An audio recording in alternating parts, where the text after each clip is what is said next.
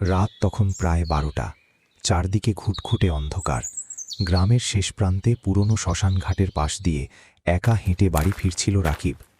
সেদিন আকাশে চাঁদ ছিল না, শুধু দূরে বাঁশঝাড়ের ফাঁক দিয়ে মাঝে মাঝে শিয়ালের ডাক শোনা যাচ্ছিল।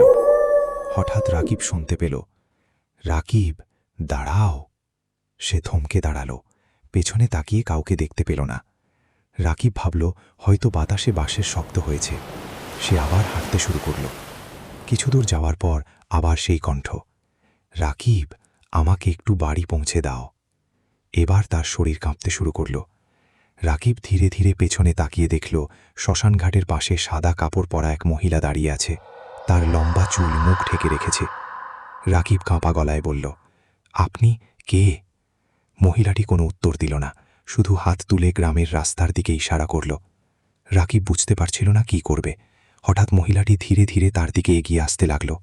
1 পা, 2 পা, তারপর হঠাৎ রাকিব লক্ষ্য করল মহিলার পা মাটিতে নেই। সে ভয়ে দৌড় দিল। পেছন থেকে ভেসে এলো করুণ হাসি। তুমি আমাকে ফেলে কোথায় যাবে রাকিব? রাকিব প্রাণপণে দৌড়াতে লাগলো, কিন্তু যতই দৌড়ায় মনে হচ্ছিল শ্মশানঘাটটা তার পেছনে নয়, বরং সামনে চলে আসছে। একসময় সে গ্রামের মসজিদের কাছে পৌঁছে গেল। ভোরের আজান শুরু হতে না হতেই তার পেছনের সব শব্দ হঠাৎ থেমে গেল। পরদিন সকালে গ্রামের লোকেরা রাকিবকে রাস্তার পাশে অজ্ঞান অবস্থায় পেল। জ্ঞান ফেরার পর রাকিব সব ঘটনা বলল।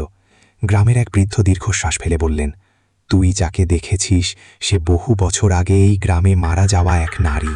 কথিত আছে মৃত্যুর আগে সে শেষবার তার বাড়ি যেতে চেয়েছিল, কিন্তু কেউ তাকে নিয়ে যায়নি। রাকিব অবাক হয়ে বলল, তাহলে সে আমাকে কেন ডাকছিল? বৃদ্ধ বললেন, কারণ তুই তার নাম ধরে উত্তর দিয়েছিলি, ভূতের ডাকে সাড়া দেওয়া উচিত নয়।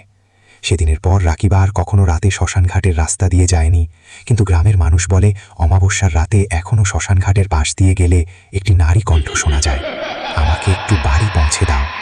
আর কেউ যদি সেই ডাকে সাড়া দেয়, পরদিন সকালে তাকে শ্মশানঘাটের কাছেই অচেতন অবস্থায় পাওয়া যায়।